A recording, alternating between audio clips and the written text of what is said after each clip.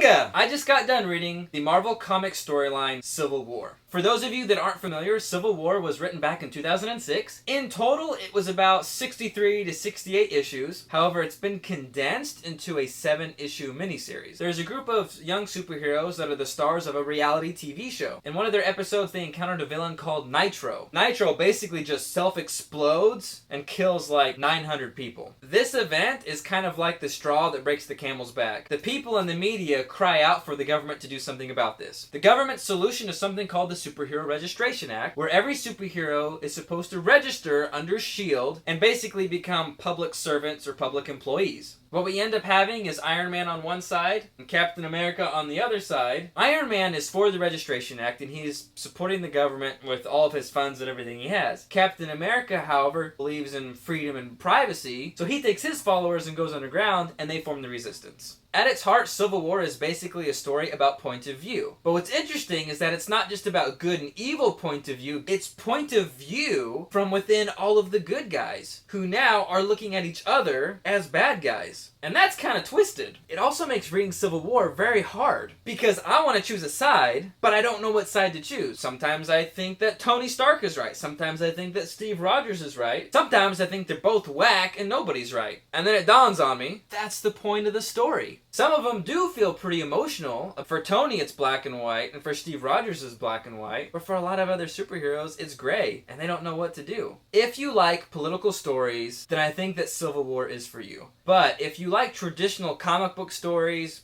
Civil War is probably not for you. I know I personally didn't really enjoy reading it, but at the same time, I respect the story and I understand why it's important. That's what I think of Civil War. If any of you guys have already read it or you plan on reading it, make sure you let me know what you think in the comments box below. Also, don't forget to click the subscribe button, and I'll see you later.